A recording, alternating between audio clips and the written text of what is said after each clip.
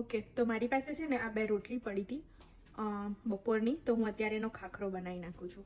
તો બહુ જ ઇઝી રેસીપી છે અને મારી મમ્મી જેવી રીતે બનાવતી હતી એ રીતે હું બનાવીશ. તો પહેલાં તો એક પેન પર રોટલી મૂકી દેવાની.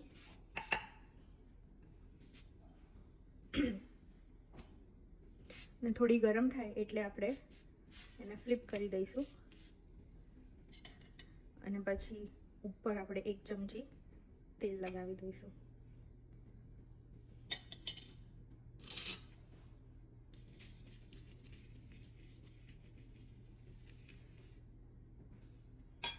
અને હવે એને આપણે ફ્લિપ કરીને બીજી સાઈડ પર તેલ લગાવી દઈશું.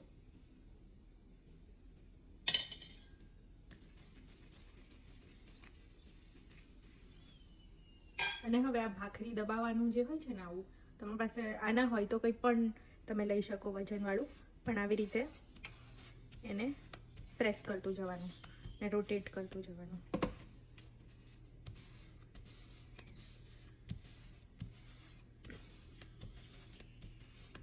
થોડી ગોલ્ડન બ્રાઉન અને થોડી કડક થઈ જાય ને પછી આપણે ફ્લિપ કરીશું.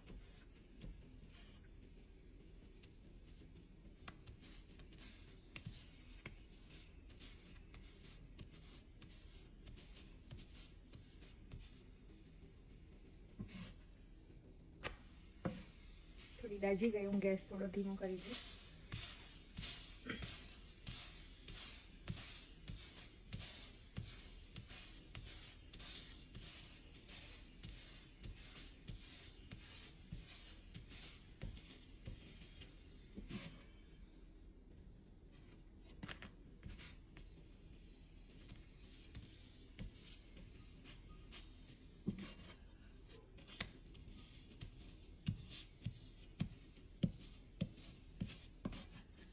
અને તૈયાર છે ખાખરો આપણો.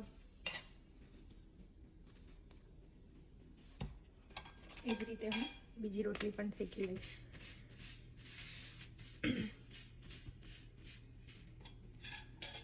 જો કેટલો ક્રિસ્પી બન્યો છે.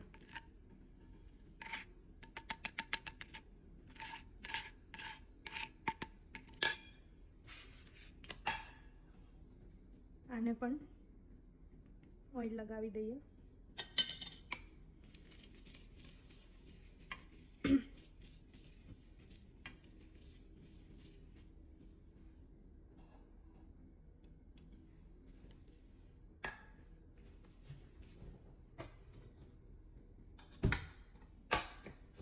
પછી આ ખાખરો ગરમ ગરમ હોય ને ત્યારે જ એના ઉપર આપણે થોડું સોલ્ટ સ્પ્રિંકલ કરી દઈશું. તમને ભાવે તો લાલ મરચું, ચાટ મસાલો કંઈ પણ નાખી શકાય, પણ હું તો હંમેશા સોલ્ટ જ ખાતી હતી.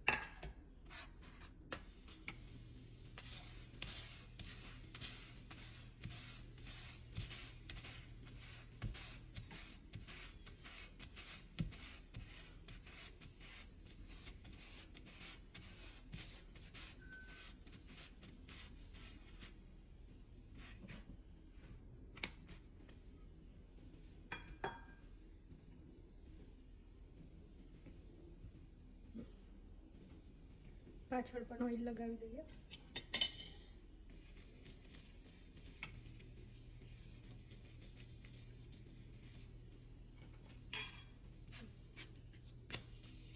જો કેવો સરસ ગોલ્ડન બ્રાઉન થઈ ગયો છે.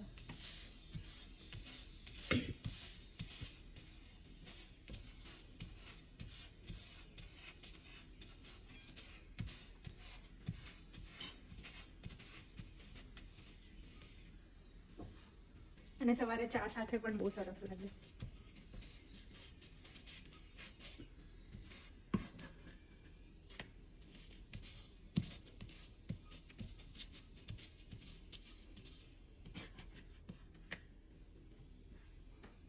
ઓકે, આપણો આ ખાખરો પણ રેડી થઈ ગયો છે.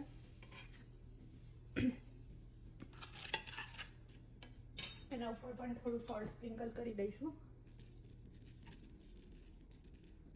અને જો બંને ખાખરા